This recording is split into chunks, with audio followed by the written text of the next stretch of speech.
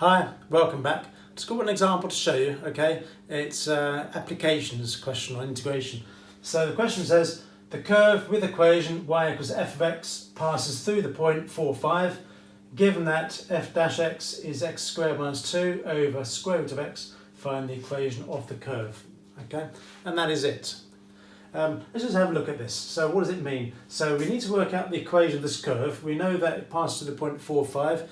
And related to the curve, we're told that f dash x, that's the first derivative, is equal to this. Okay, let me just reword it for you. Okay, so to link it in with the previous section that I was talking about, we're told that the first derivative is this. Another way of writing that is dy dx equals that, isn't it? Okay, now you remember we were doing these, this is where integration came in, this is how I introduced integration for you. If we're told dy dx, we can work out what the expression for y is going to be. And that's what we've got to do, okay? We've got to integrate that to work out what y is. So that's the first step of working to show, okay? That's what I'm going to do in my first line.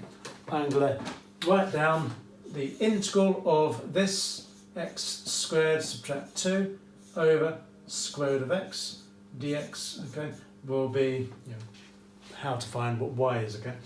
And when you're doing this in the exam, if you just put the integral sign like that, you're shown to the examiner, you know that you need to use integration as the process to do this. So how do we integrate this? Well, the first thing to do is just rewrite that, if you don't mind. I'm just saving space, which is why I'm wiping that out. I'm going to write that as x to the power of a half.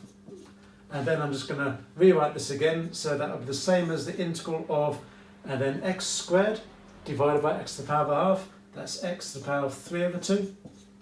And then subtract 2 over x to the power of a half. That's going to be subtract 2x to the negative a half, okay? And put that in brackets, dx. Don't need brackets around that because it's implied there you've just got the single fractional term to integrate, okay? But when you've got the two terms separated by the negative sign there, then the brackets are generally appreciated, okay? So we integrate that, so let's just do that. So do the power first, that's going to be x to the power of 5 over 2 when we add 1 to 3 over 2, and then divide by 5 over 2, same as multiplying by 2/5. I'm hoping you're a lot more confident with that now. Maybe you've had some practice in doing these sorts of integration questions and you're quick at writing those down. You need to be, because as I've said before, doing this in year 13 is a lot more challenging, okay? So you need to be able to do it very quickly. The next one, so that's going to be x to the power of a half. Divide by a half, same as multiply by 2, that's going to be negative 4, okay? And let's not forget the plus c. Now, let's think about what we're trying to do here. We're trying to find an equation of the curve, which is of the form y equals f of x. What I've written now is that that integral gives us that, okay? I'm going to just put in a y equals at the beginning of that, okay? Because that is how, in this question, we should leave our final answer, okay? Y is some function of x, okay? But this is a nice applications question because it shows you, related to graph work, how integration has to be applied to work out what we're after, the equation of the curve, okay? Now, that's not finished. There's a couple of things that should tell you it's not finished, okay? One thing is, if you just read the question again, you see the bit where it says the curve passes through the point 4, 5? We've not used that bit of information, have we?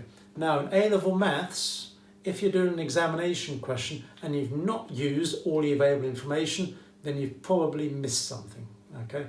I know it's not like that in the real world. In the real world, you've got to decide which bits of information to use, but in a maths exam, okay, if you're told a bit of information, if you don't use it, it's likely you've missed something out. And we've not used the 0.45 anywhere, have we? The second thing that should tell you that we're not finished is when you look at the answer, y equals this plus c. Well, if you had to sketch this curve, if you had to draw the graph of this, you wouldn't be able to do it with the plus c, okay? Because the c is some constant, okay? It could be 7, 3, negative 5, give me something. You need to know exactly what the value is to be able to plot or sketch the precise curve, don't you, okay? So another thing that tells us we need to work out what c is. Now the two go hand in hand here. That is, we need to find c and we've not used 4, 5. We're going to use that to work out what c is. How are we going to do that? Well, the coordinate 4, 5 means when x is 4, y is 5. Okay, so substitute in. I'm sure you've seen this before, you know, in GCSE, for example, when you're doing y equals mx plus c, and you need to find the the y-intercept, you substitute the points in. Doing the same sort of thing here. Okay. Coincidentally enough, that plus c is the same as the y-intercept in y equals mx plus c. But it's not y. Well, in this context, it is, I suppose. But yeah, let's do it. And so when y is 5, you'll have x is 4. So I'm just going to rewrite this equation, but with the value of x is 4 substituted in. And to make it clear, I'm going to just rewrite exactly the same, but put 4 in. Thing is, make it clear to the examiner, this is what you intend to do, okay? And by writing exactly the same as that, but with the x replaced by the 4, then you're making it really clear, okay? And then you just work out what that is, put it to that side, and you've got the value of c, and it's done, okay?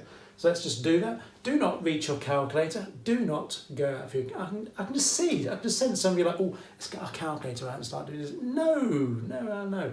So doing some mental mathematics, okay, is something that you should try and do as often as possible, okay? Not only does it exercise the brain, it keeps your brain mentally active, okay? It also helps improve your mathematics as well. The more maths you do, the better you're going to be, aren't you, okay?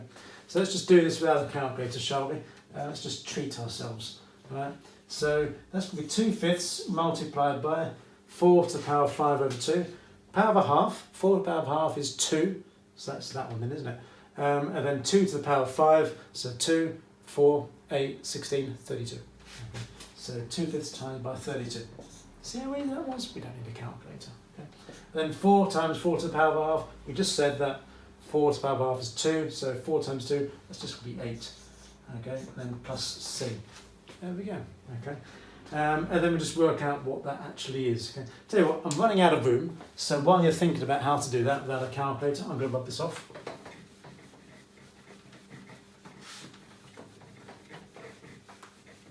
I don't need that anymore, do I? No, I don't need that anymore, but I'm going to make use of that again. So I'll just leave that there. Okay, so back up to here. So let's just rewrite it as 5 equals 2/5 times 32, so that's 64 over 5, okay? Quite easy, so 2 times 32, 64, okay? Subtract 8 plus c, and why don't you just put the 8 onto this side to make it a little bit simpler. 13 equals 64 over 5 plus c, and then let's just change that into 65 over 5, shall we? Change into a fraction over 5. 65 over 5 equals 64 over 5 plus c. Now it should be fairly obvious that c is just 1/5. 64 fifths plus 1/5 is 65 fifths. See, did not need to use a calculator. Okay. And then we just write down our final answer. So this is where I use the therefore symbol, because come to the end of a question, this is what we're asked to find. So therefore, this is it. So it's that line there, but with a c written in. Okay, so y equals 2/5 x to the power of 5 over 2.